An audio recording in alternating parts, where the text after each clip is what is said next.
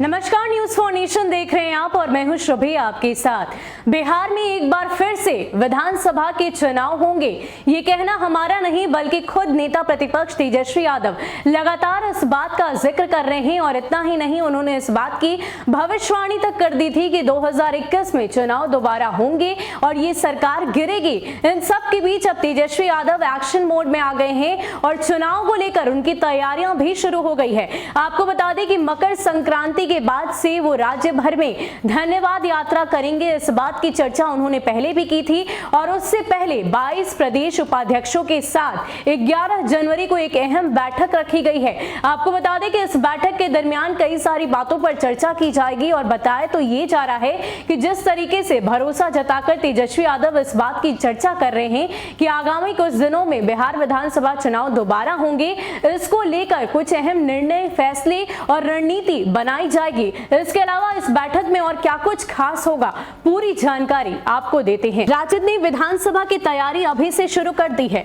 राजद नेता तेजस्वी यादव ने पटना लौटते ही प्रदेश राजद में हलचल शुरू हो गई है। 11 जनवरी को 22 प्रदेश उपाध्यक्षों की बैठक बुलाई गई है। पार्टी के अधिसंख्य वरीय नेता इसी पद पर काबिज हैं। नेताओं ने बताया है कि विधानसभा चुनाव के बाद राज्य में उत्पन्न स्थिति पर विचार विमर्श और वर्तमान राजनीतिक परिवेश पर विशेष चर्चा के लिए बैठक बुलाई गई है।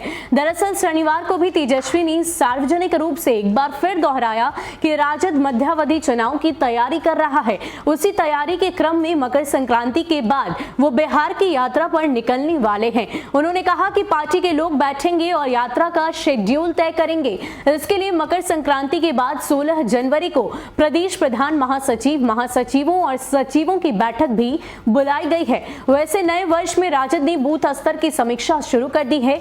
बूथ स्तर तक के नेताओं और कार्यकर्ताओं से रिपोर्ट मांगी गई है। जिन जिन बूथों पर वोट कम पड़े उनकी पड़ताल की जा रही है। राजद के आधार समीकरण वाले बूथों पर कम वोट पड़ने के कारण तलाशे जा रहे हैं। दूसरे दल के उम्मीदवारों की सामाजिक समीकरण का भी अध्ययन किया जा रहा है। बैठक में हार के कारणों की तलाश होगी। इसके बाद जिन क्षेत्रों में राजद को कम वोट पड़े उन क्षेत्रों में अभी से जनसंपर्क अभियान की शुरुआत की जाएगी। वैसे क्षेत्र वाले जिलों में पार्टी नेता तेजस्वी के दौरे का कार्यक्रम बनाया जाएगा। तो अब नेता प्रतिपक्ष तेजस्वी यादव पूरी तरीके से एक्शन मोड में हैं और इस तैयारी में जुट गए हैं कि अब तो बिहार में विधानसभा चुनाव दोबारा होंगे ही। इसको लेकर लगातार वो मीडिया से मुखातिब होकर इस बात की चर्चा कर रहे हैं कि बिहार में मध्यावधि चुनाव होकर रहेंगे।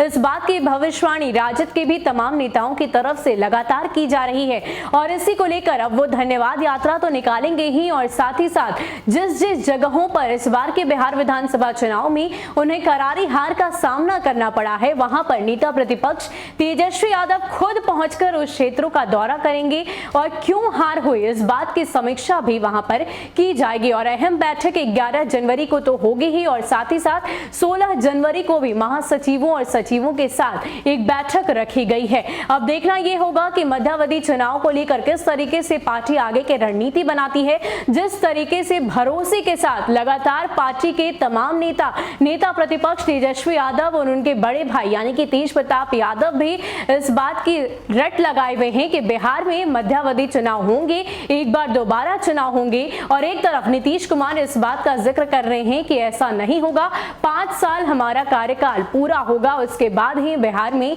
सरकार बदलेगी। लेकिन ये तो आने वाला वक्त ही बताएगा कि बिहार की राजनीति में कोई नया मोड़ आता है या नहीं। फिलहाल के लिए इतना ही। ऐसे ही अपडेट्स के लिए आप हमारे साथ बने रहिए और देखते रहिए न्यूज फॉर नेशन। नमस्कार।